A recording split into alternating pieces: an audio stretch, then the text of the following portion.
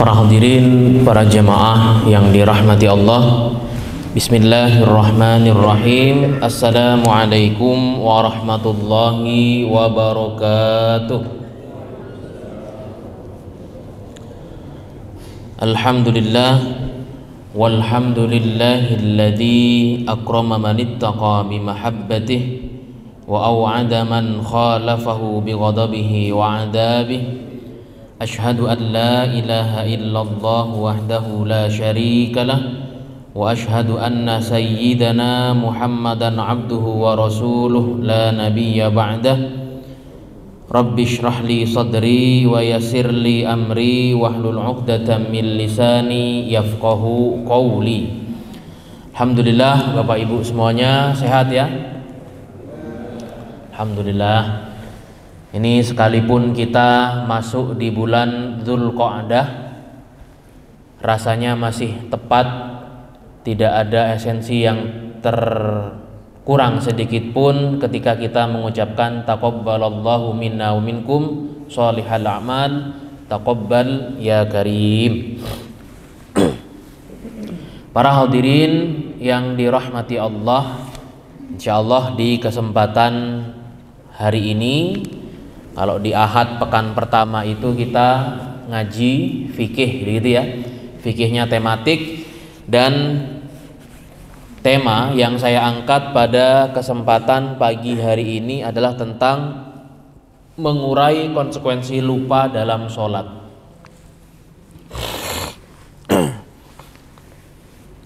Nyaris banyak di antara kita yang kalau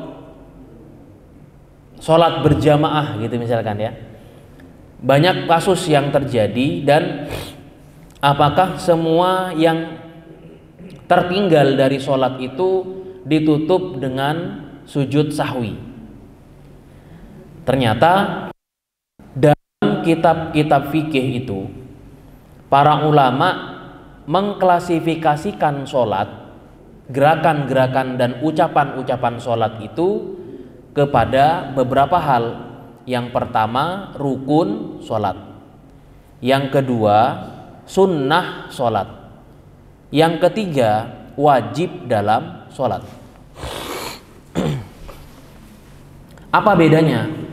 Kalau rukun sholat itu adalah rentetan pekerjaan yang tidak boleh tertinggal dalam sholat, tidak boleh ditinggalkan. Jadi rentetan pekerjaan atau perkataan dalam sholat yang tidak boleh ditinggalkan, itu jumlahnya ada 18 kalau dalam mazhab Syafi'i, ada yang bilang 14, ada yang bilang 8, kalau Hanafi bilangnya 8, tapi pada esensinya sama. Kemudian yang kedua, ada sunnah dalam sholat. Sunnah dalam sholat ini kalau kita kerjakan ya berpahala, ditinggalkan tidak masalah, cuman ya fadilahnya kurang, begitu barangkali ya. Kalau ditinggalkan itu tidak membuat efek apapun dalam sholat kita, para hadirin. Kalau dalam sunnah sholat, sunnah itu ada dua. Yang pertama sunnah ab'ad, yang kedua sunnah hayat. Kalau sunnah ab'ad itu yang memang sangat ditekankan dalam sholat itu. Contohnya apa? Contohnya duduk tasyahud awal, atau kalau kita istilahkan dalam istilah kita tahiyat awal gitu ya. Duduk tahiyat awal itu sunnah ab'ad ya. Yang kalau itu ditinggalkan, maka kita perlu menambalnya dengan apa? Sujud sahwi. Tapi tanpa sujud sahwi pun tidak masalah, gitu ya. Karena Rasulullah Shallallahu Alaihi Wasallam itu pernah kelupaan untuk apa namanya tadi, untuk tasyahud awal, langsung berdiri beliau, dan sahabat sudah mengingatkan, gitu ya. Tapi Rasulullah tidak langsung duduk kembali, beliau melanjutkan sholatnya, kemudian sebelum salam, beliau menutup dengan sujud sahwi rakaatan, gitu ya. Nah, itu yang dilakukan oleh Nabi. Maka para ulama kemudian menyimpulkan bahwa yang namanya duduk tasyahud awal itu masuk dalam sunnah sholat. Kenapa sunnah sholat? kalau dia masuk ke dalam rukun sholat, pastilah Nabi itu kembali ke posisi duduknya ketika beliau diingatkan subhanallah. Subhanallah gitu kan para jamaahnya gitu ya, makmumnya. Maka kalau Rasulullah menganggap itu sebagai rukun, pasti beliau akan kembali. Karena yang namanya rukun tidak boleh ditinggalkan. Nah gitu. Ini terkait sunnah. Ada tadi sunnah abad, ada sunnah hayat. Sunnah hayat itu sunnah pada posisi, Pak. Misalkan begini, kita sering berbeda dalam posisi takbiratul ihram gitu ya. Ada yang begini, Allahu Akbar, ada yang begini. Mana yang benar kira-kira, Pak? Benar semua, Pak. Hadisnya sama-sama sahih. Hadisnya sama-sama sahih, gitu ya. Jadi ada sahabat yang sesekali melihat Nabi begini, ada yang begini, lurus tangannya dengan telinga. Nah, gerakan tangan mengangkat itu bagian dari sunnah hay'ah dalam sholat, yang kalau ditinggalkan nggak ada efek apa-apa. Jenengan tinggal begini saja sudah nggak apa-apa, udah sah itu, gitu ya. Allahu Akbar langsung begini tanpa begini itu sudah sah. Nah, kita bahas nih nanti ini. Jadi takbiratul ihram itu yang mananya yang merupakan bagian dari rukun sholat, gitu ya. Baik, rukun sudah kita bahas, sunnah sudah kita bahas, ada yang namanya wajib dalam sholat. Wajib dalam sholat itu sesuatu, baik itu perkataan atau perbuatan di dalam sholat yang tidak boleh ditinggalkan. Dan kalau ditinggalkan, sholatnya sebenarnya tetap sah, tapi dia berdosa. Enak apa enggak? Nah, enggak enak ya. Itu kalau dalam madhab Hanafi, contohnya dalam madhab Hanafi adalah niat. Niat itu merupakan wajib dari sholat. Yang kalau orang itu dari rumahnya sudah berniat saya mau sholat subuh gitu kan ya, masuk masjid Allahu Akbar itu dianggap sah oleh siapa? Madhab Hanafi. Tapi kalau ujuk-ujuk dari rumah belum niat masuk masjid langsung Allahu Akbar, tidak sah. Karena kenapa? Tidak ada niat di situ dan dia berdosa kata madhab Hanafi. Versi jumhurul ulama, mayoritas madhab dalam hal ini Syafi'i, Maliki, Hambali mengatakan niat itu bagian dari rukun sholat. Nah, kalau sudah rukun sholat artinya tidak boleh niat itu dihadirkan dari rumah. Maka niat dihadirkan ketika Anda sudah siap-siap berdiri melakukan rentetan pekerjaan sholat. Maka niat dulu, berdiri niat, kemudian Allahu Akbar. Niat itu harus berada dalam rentetan pekerjaan karena dia bagian dari rukun. Maka kalau ada orang datang masuk masjid ujuk-ujuk Allahu Akbar, tidak sah. Kecuali dalam hatinya masuk tek berdiri, saya niat sholat tahiyatul masjid Allahu Akbar, saya niat sholat subuh Allahu Akbar, itu sah, gitu ya. Tapi kalau kemudian Allahu Akbar tanpa adanya niat dalam hati, maka tidak sah karena meninggalkan rukun dalam sholat. Nah, baik. Sekarang kita sepakat bahwa yang namanya rukun dalam sholat tidak boleh ditinggalkan. Kalau dia ditinggalkan maka tidak sah sholatnya. Gitu Pak ya? Tidak sah sholatnya. Kita sekarang coba mengklasifikasikan mana yang namanya rukun dalam sholat, apa saja itu, dan mana yang qauli, mana yang fi'li. Loh, apalagi ini gitu ya. Jadi rukun sholat itu Pak, ada yang berupa ucapan, ada yang berupa perbuatan. Gitu ya. Niat, yang pertama niat disepakati oleh para ulama sebagai rukun dalam sholat, yang dia ini tidak boleh lepas jauh-jauh dari rentetan pekerjaan setelahnya. Nyata nggih? Maka niat para ulama bilang letaknya di dalam hati. Nah Ustaz, bagaimana kalau yang usolli itu? Usolli itu kan cuman mengekspresikan apa yang di dalam hati Pak, gitu ya, untuk menekankan saja. Jadi boleh, tidak ada yang bilang haram bilang usolli itu, sekalipun Nabi tidak mengajarkan. Anda melafatkan nawaitu sholata subhi, itu sah. Anda melafatkan usolli fardhu subhi, sah. Yang tidak sah adalah tidak ada niat baik dari hati atau dari ucapan, atau tidak kesinambungan antara yang diucapkan dengan yang di hati. Dan mahallun niyah itu ada di dalam hati. Nah, itu ya. Baik. Maka niat harus berada berdekatan dengan yang namanya rentetan pekerjaan setelahnya. Setelahnya ada apa? Takbiratul ihram. Takbiratul ihram itu masuk dalam rukun qauli. Kalau dia masuk rukun qauli berarti apa? Ucapannya. Ucapannya apa? Allahu Akbar. Baik imam atau makmum harus melafadzkan Allahu Akbar. Tidak harus jahar, boleh dengan sir. Allahu Akbar. Nah, gitu ya. Kalau imam ya harus karena komando Allahu Akbar. Nah, makmum Allahu Akbar. Gitu aja udah cukup tuh. Yang jelas takbiratul ihram itu bukan rukun gerakan, tapi rukun ucapan. Kok ujuk-ujuk sampean begini tanpa ada Allahu Akbar, tidak sah Pak sholatnya. Itu ya. Nah, karena kenapa? Ini kan pada prinsipnya Nabi mengatakan shollu kama ra'aitumuni usolli. Sholatlah kalian sebagaimana kalian melihat sholatku. Para sahabat meriwayatkan, ya Rasulullah itu pun juga demikian. Maka beliau mengatakan, maka para ulama di kemudian hari menyimpulkan bahwa yang namanya takbiratul ihram itu bukan fi'li tapi qaulinya, perkataannya. Jadi harus ngucapin Allahu Akbar, sekalipun yasir enggak apa-apa, atau qomat kamit doang gitu. Dan dalam hati kan ada itu kan ya. Nah, gitu aja tuh udah sah itu. Qomat kamit aja udah sah. Yang penting ada takbirnya di situ, ada kata-kata Allahu Akbarnya. Yang ketiga, berdiri bagi yang mampu.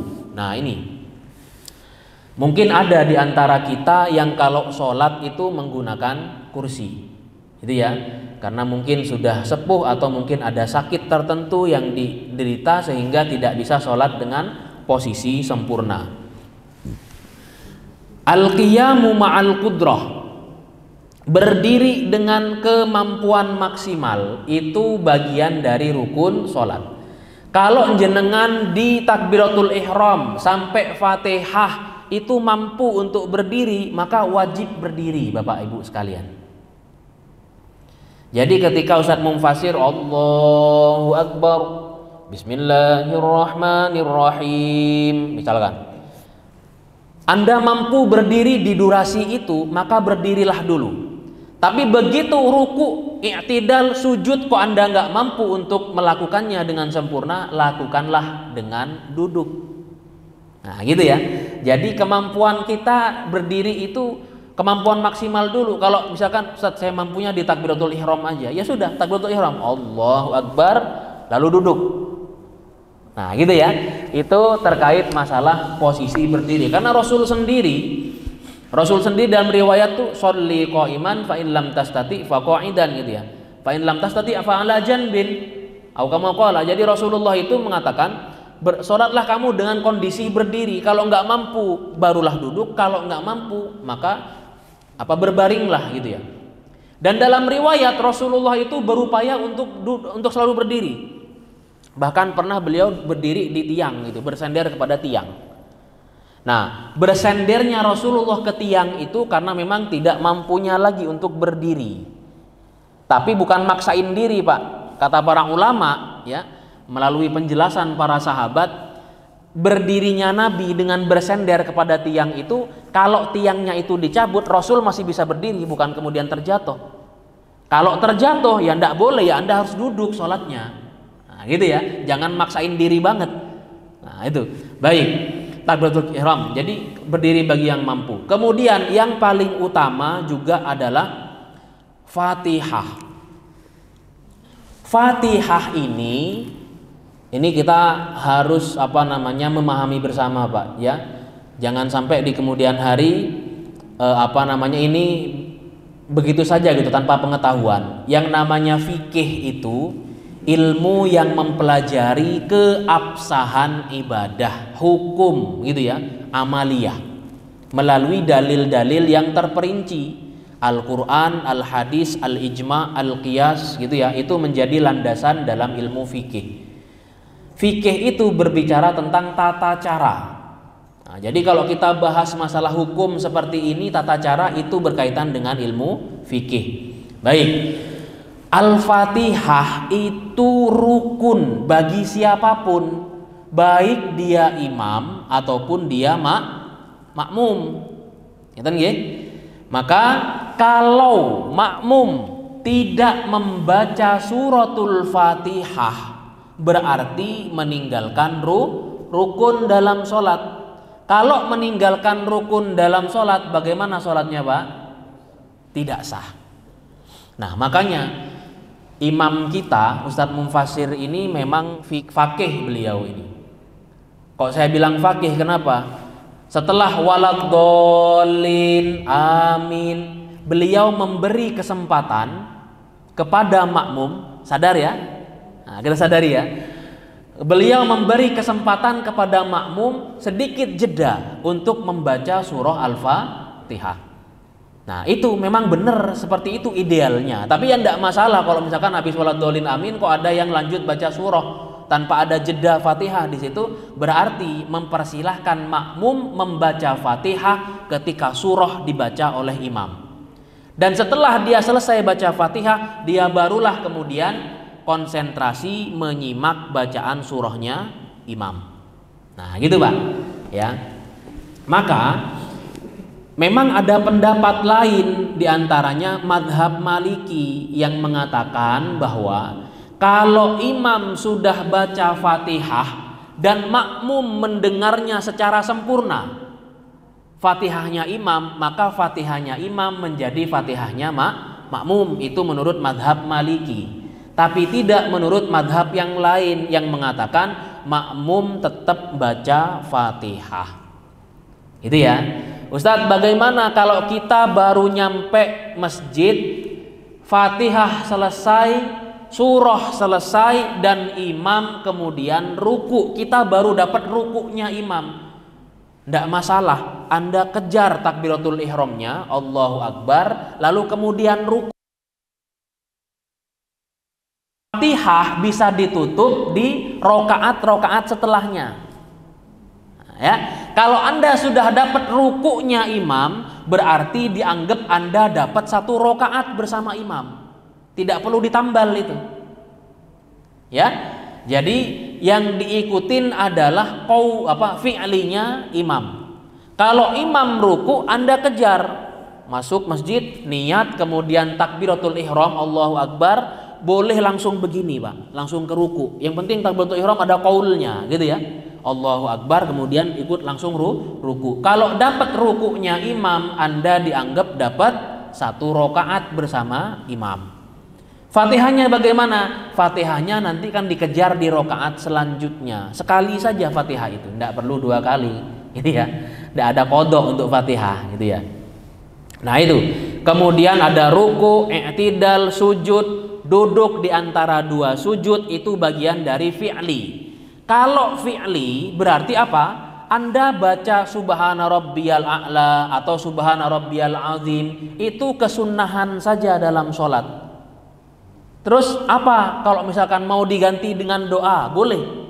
Yang penting jangan bacaan Quran ketika ruku dan ketika sujud, itu tidak dibaca Al-Quran. Rasul yang mengatakan. Ya.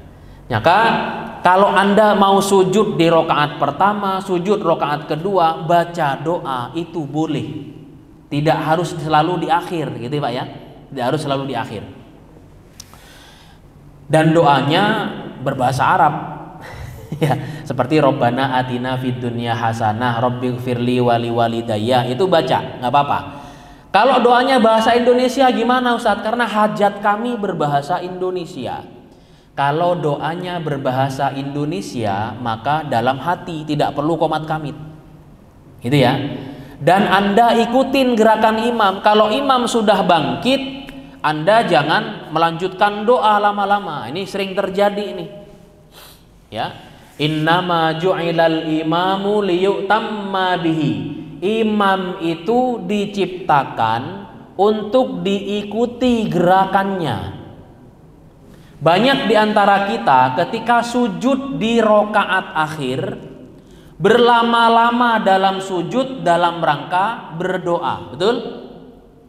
Ketika imam sudah bangkit Allahu Akbar untuk duduk tasyahud akhir, kita masih berdoa dalam sujud.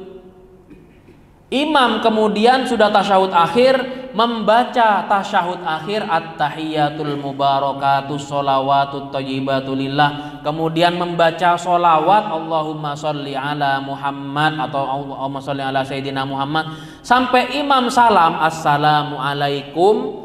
Anda masih sujud berdoa, batal sholat Anda. Kenapa? Kalau sudah ketinggalan 2 rukun dari rukunnya yang dikerjakan oleh imam, Anda dianggap tidak mengikuti imam. Nah, ini ketinggalan berapa rukun? Coba kita hitung. Anda sujud, ikut sujud gitu ya. Imam sujud, Anda ikut sujud. Lalu Anda berdoa lama. Imam duduk tasyahud. Sudah berapa? 1. Imam baca bacaan tasyahud. Ya. 2. Imam membaca sholawat 3, imam salam 4, assalamualaikum. Anda baru duduk tasyahud akhir, itu batal. Ustaz, kan kami berdoa posisinya dimanapun Bapak Ibu. Ya, tidak selalu harus. Nah, kalau memang Anda ingin mengutamakan doa dalam sujud, maka bagaimana solusinya? Solusinya begitu sujud langsung doa, tidak perlu baca subhana rabbiyal a'la atau subhana rabbiyal azim. Ya? Karena itu sunnah saja dalam sujud, doa pun juga sunnah ketika sujud itu. Tergantung Anda mau memprioritaskan yang mana. Kalau memang memprioritaskan doa langsung. Nah, ketika imam sudah bangkit, ikutlah bangkit. Belum selesai doanya Ustadz, lanjutkan setelah sholat.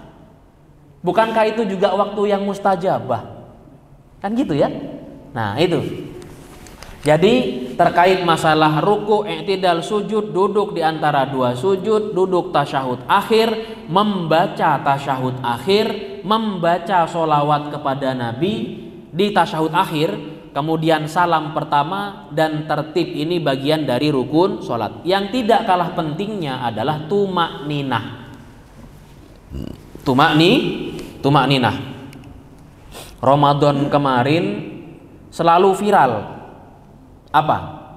Sholat taraweh entah 11 rakaat, entah 23 rakaat diselesaikan dalam waktu 15 menit, 10 menit. Sholat apa itu? Maka Rasul bilang, seburuk-buruknya pencuri itu orang yang mencuri dalam sholat, kata Nabi. Betul ya?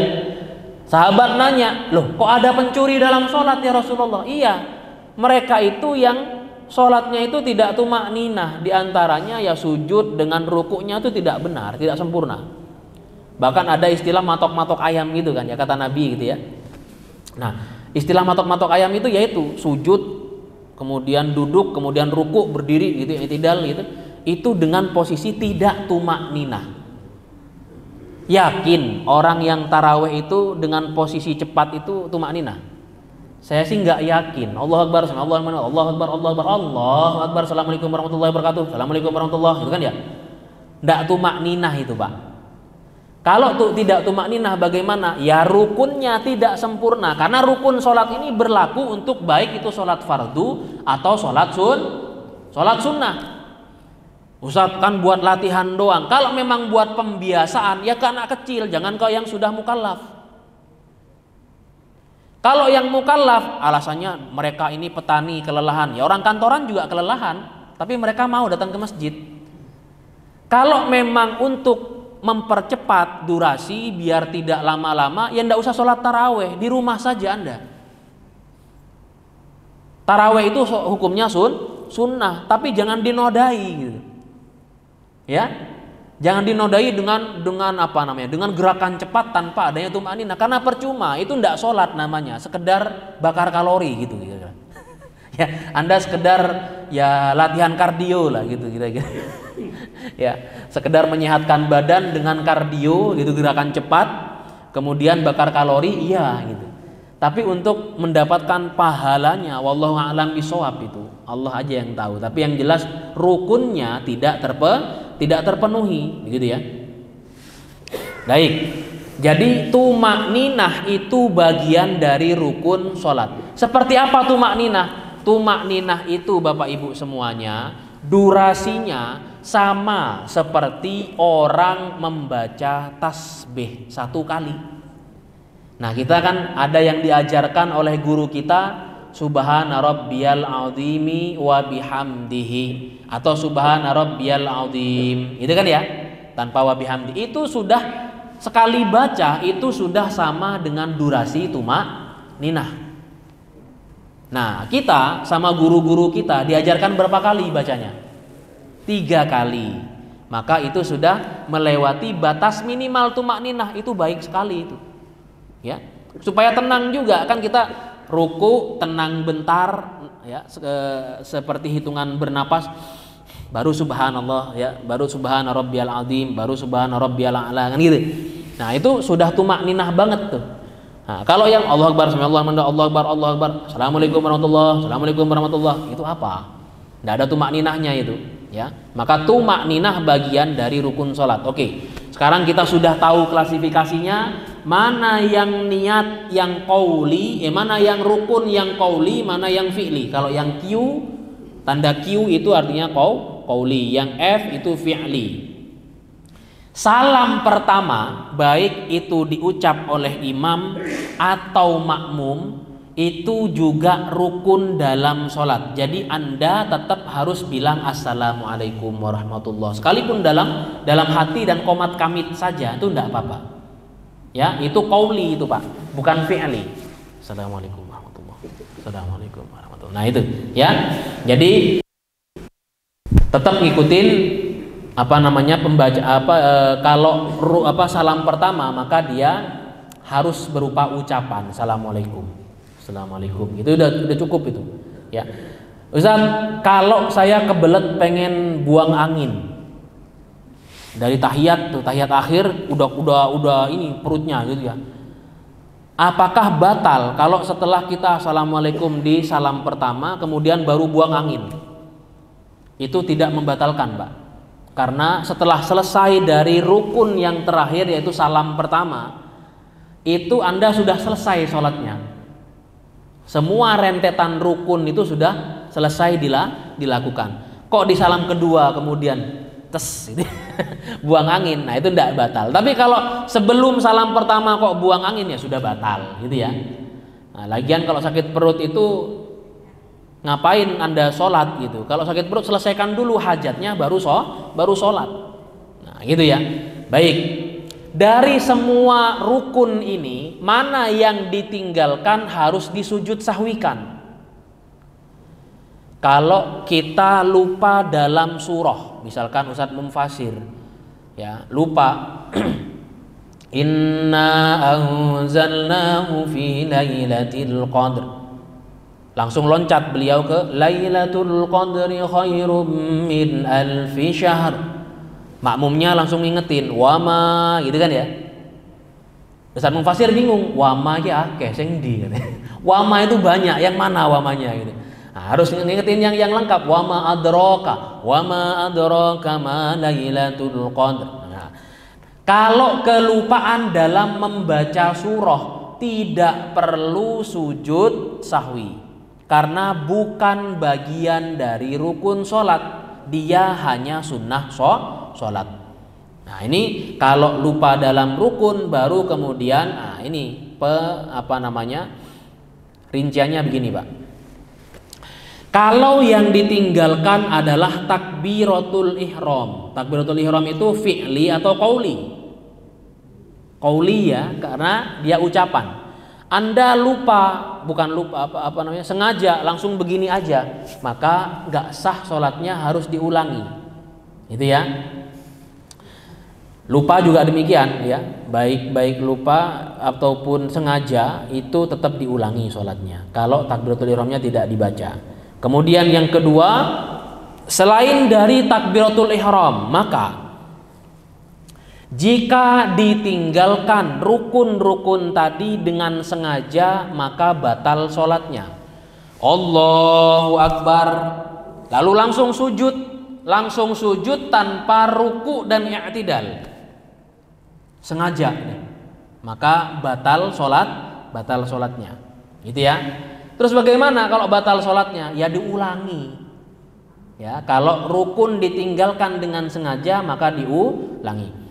Jika ada rukun yang tertinggal dan ia mengingatnya sebelum sampai pada rukun yang sama setelahnya, maka ia harus kembali kepada rukun yang ditinggalkan. Saya praktekkan. Ceritanya saya imam, gitu ya. Saya imam nih. Kemudian saya sujud, Allahu Akbar, sujud nih.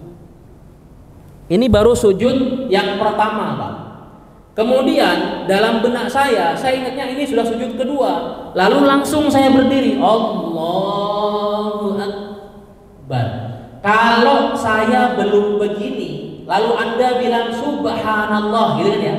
Saya sudah begini, Anda bilang subhanallah, maka saya langsung kembali kepada yang saya lupa, yaitu duduk di antara dua sujud. Kemudian lanjut sujud, kemudian baru berdiri takbiratul qiyam.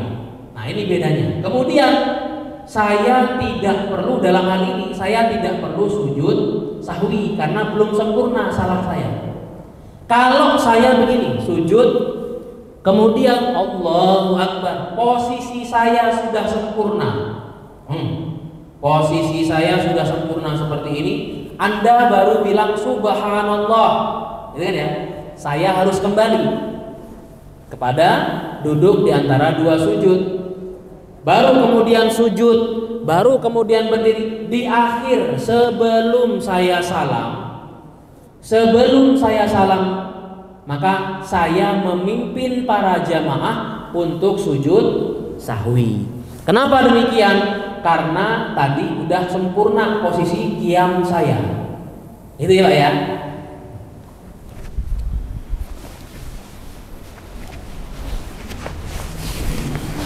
Itu fikih, Pak. Fikih itu memang bicara masalah tata cara. Jadi yang ngajar harus nyontohin. Ya, nggak boleh cuma ngomong aja ya. Kemudian harus kembali kepada rukun yang ditinggalkan. Jika ada rukun yang tertinggal dan dia mengingatnya pada saat mengerjakan rukun yang sama di rakaat setelahnya, maka pekerjaan yang sedang ia lakukan sebagai pengganti untuk pekerjaan sebelumnya. Kalau tadi misalkan ya, kita ini misalkan gini aja. Imam dan makmum sama-sama ngelamun. Misalkan gitu ya. Misalkan akhir bulan lah gitu. Akhir bulan sama-sama kepikiran KPR gimana nih gitu. Ada yang kepikiran cicilan mobil nih gitu. Ada yang mikir aduh donasi untuk ini gimana ini belum terkumpul. Nah, gitu kan. Sama-sama ngelamun nih, baik imam ataupun makmum. Lalu sama-sama menganggap itu rokaat yang ketiga, padahal baru rokaat kedua. Maka kalau baru ingat di rokaat yang ketiga bahwa itu rokaat kedua, itu dianggap sebagai rokaat kedua. Gitu Pak ya. Berbeda hal kalau kita baru selesai sholat, assalamualaikum warahmatullah, assalamualaikum warahmatullah. Lalu makmum ada yang bilang, Ustaz, kita sholat bukan 4 rakaat nih, kita 3 rakaat. Obrolan antara makmum dengan panjang, maka bagaimana? Maka imam dan makmum sama-sama berdiri menutup, melengkapi 1 rakaat kekurangan, kemudian sujud sahwi. Gitu ya, baru salam. Itu kalau kenapa? Iya, melengkapi dulu. Kalau obrolannya belum panjang. Beda lagi kalau misalkan, Ustaz, kita baru 3 rakaat ini, belum 4. Terus ada yang bilang, enggak, udah 4 kok. Ada yang bilang di belakang, kita baru 2 nih gitu. Bingung kan? Nah, kalau udah seperti itu gimana? Diulangi sholatnya. Karena obrolan sudah terlanjur panjang. Obrolan sudah terlanjur panjang, sholat sudah terjeda banyak, maka dalam hal ini ya diulangi sholatnya. Itu lebih aman dan tidak perlu untuk sujud sahwi karena sudah namanya i'adah. I'adah itu tidak perlu sujud sahwi. Ya, kalau yang disujud sahwikan itu yang tadi ketinggalan itu. Nah, gitu ya. Ya, kemudian jika meninggalkan rukun dan ingatnya setelah salam, maka jika belum bergeser dari tempat sholat yang kita bahas tadi ya. Kalau belum lama obrolannya, diingatkannya belum lama, maka langsung diangkat, dilengkapi, disempurnakan, kemudian sujud sahwi. Tapi kalau sudah terlanjur jauh jaraknya lama begitu, maka diulangi sholatnya, begitu ya. Nah, itu yang terjadi kalau dalam ilmu fikih terkait masalah konsekuensi lupa dalam sholat, gitu ya. Nah, bagaimana kalau sudah sholat bertahun-tahun kayak kita ini? Kemudian baru sadar tentang masalah rukun dan syarat dan segala macamnya gitu ya terkait sholat, yang ternyata ada yang tidak kita lakukan seperti qaul Allahu Akbar ataupun Assalamualaikum. Gimana dong tuh? Baru tahu hari ini. Kalau baru tahu hari ini tentang ilmu rukun sholat ini, maka yang kemarin-kemarin itu dimaafkan karena ketidaktahuan. Rabbana la tu'akhidna in nasina aw akhtana. Gitu kan ya? Maka kesalahan atau dalam hadis juga rufi'al qalam itu dimaafkan orang-orang karena ketidaktahuannya. Hari ini jenengan semua sudah tahu ilmunya, kita semua sudah tahu ilmunya, maka harus mengamalkan, itu taklif ilmu, ya. Maka dan juga harus disebarkan. Itu. Jadi kalau sudah tahu ilmu disebar, dikasih tahu bahwasanya salam pertama dengan ucapan itu bagian dari rukun salat, bukan nolehnya rukun salatnya itu. Rukun salatnya adalah assalamualaikumnya, ucapan assalamualaikum. Bukan nolehnya ya, bukan nolehnya. Demikian. Wallahu a'lam bishawab. Ini yang bisa kami sampaikan. Selanjutnya barangkali ada diskusi atau pertanyaan, kami persilahkan. Monggo, monggo Pak. Pak Ustaz, tadi kalau kita ketinggalan sholat baru sampai rukuk berjamaah ya, kan kita nggak sempat baca Al-Fatihah. Iya. Padahal Al-Fatihah kan harus. Iya. Tadi Ustaz bilang katanya bisa ditambah pada rakaat atau berikutnya. Iya. Itu gimana? Iya. Yang kedua, apakah kita bisa pada waktu sholat berjamaah itu melepaskan diri dari jamaah? Misalnya gini, kita sholat, imamnya bacanya panjang-panjang, sementara kita ketinggalan kereta nih. Jadi baik kita melepaskan diri aja, bisa enggak? Iya, baik. Yang pertama tadi saya katakan kalau kita baru dapat rukuknya imam, maka kejarlah takbiratul ihram dan rukuknya imam, bukan Fatihah, itu kan ya. Fatihahnya kapan? Kan ada kesempatan di rakaat selanjutnya. Jadi bukan menambal 2 kali bacaan Fatihah, Pak. Membaca Fatihah di tempatnya Fatihah, gitu aja. Jadi itu sudah dianggap menambal yang kurang tadi di rakaat pertama tadi. Nah, itu saya mengkiaskannya demikian, gitu ya. Kemudian yang kedua, kalau ada hal yang sifatnya udzur syar'i, boleh enggak makmum mufarokoh dari imam?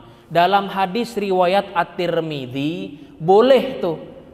Kalau misalkan di antara kasusnya gitu ya, di antara kasusnya makmum membenci hal yang ada pada imam karena bukan kepribadian imam ya. Imamnya misalkan suka tidur ngorok, lalu Anda nggak suka, Anda mufarokoh dari sholatnya bersama dia. Itu bukan udzur syar'i. Tapi kalau ada dalam sifat-sifat sholatnya imam kok Anda tidak cocok, misalkan Anda mufarokoh, itu boleh, dan itu harus dengan alasan syar'i. Seperti tadi Bapak ya lagi sholat di musola stasiun, lalu jadwal Bapak udah mepet ini, maka mufarokoh boleh Pak. Karena bagaimanapun membatalkan sholat itu juga harus ada alasan syar'inya. Kalau ujuk-ujuk Anda batalin sholat, itu dosa Anda tanpa adanya udzur syar'i. Pernah juga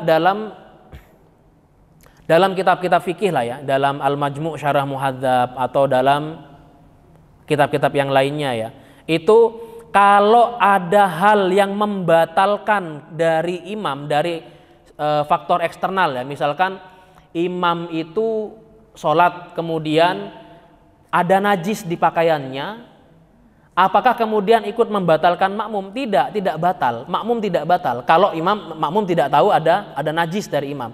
Tapi kalau makmum tahu ada najis dari imam yang dibawa oleh imam sebelum sholat dimulai dan baru sadar ketika sholat berlangsung, makmum boleh mufarokoh, boleh keluar dari si imam gitu ya, dari sholat bersama imam, itu diperbolehkan kalau imamnya ngotot sholat itu ya.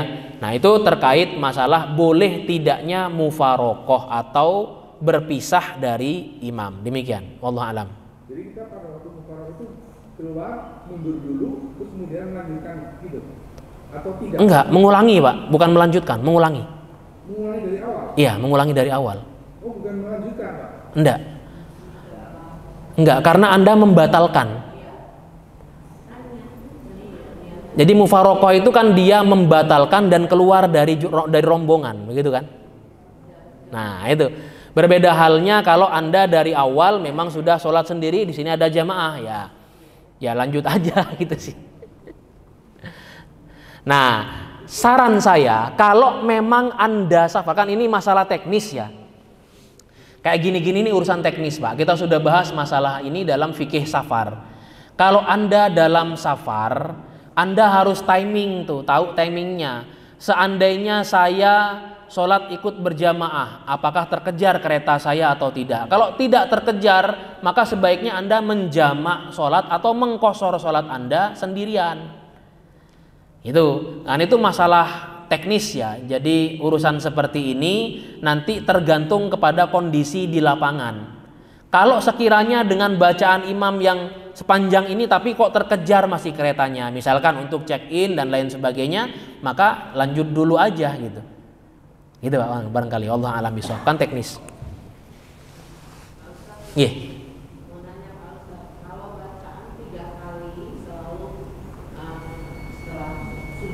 Iya.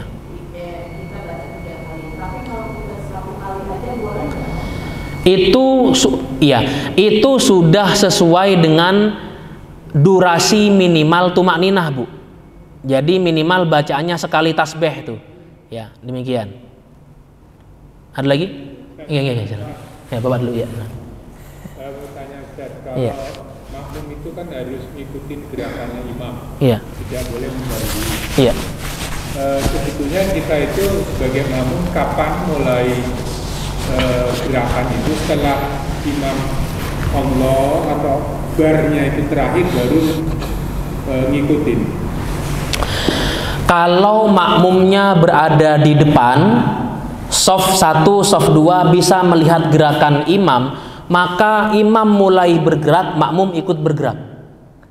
Mau komandonya Allah atau barnya dilihat dari gerakan imam. Tapi ketika sudah berada di shaf 4, 5 di belakang sana ibu-ibu begitu ya, maka yang diikutin adalah Allahnya, karena itu sudah menjadi komando setelah gerakan gitu kan. Komando pembuka gerakannya imam.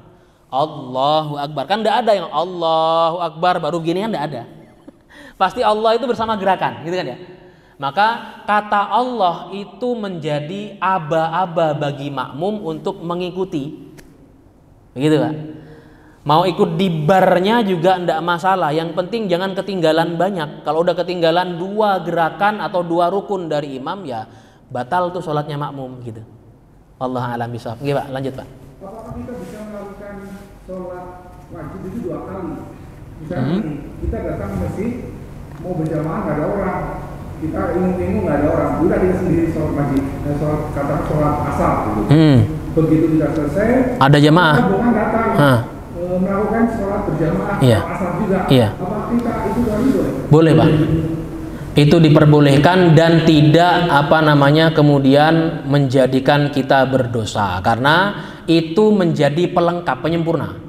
Niatnya wajib atau? Ya niat fardu. Niat fardu juga. Maka kalau kata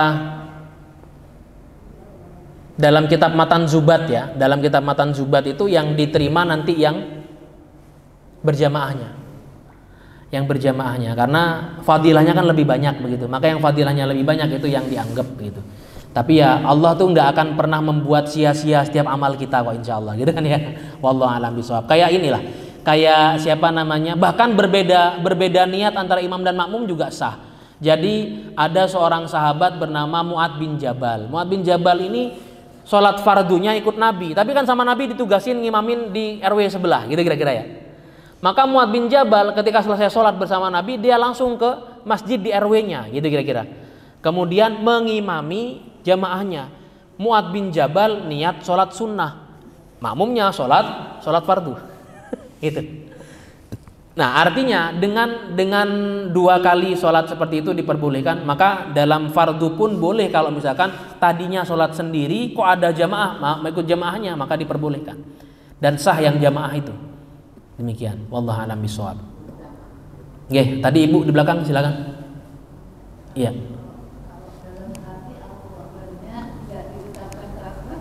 Boleh, Bu. Boleh. Yang penting itu, karena itu masuk dalam rukun qauli, setidaknya dalam hati diucapkan seminim-minimnya qomat kamit. Nah, gitu udah sah. Atau nah itu udah sah, karena dalam hati pasti mengucapkan ya itu. Wallahu a'lam bishawab. Ada lagi? Nggih, silakan Pak.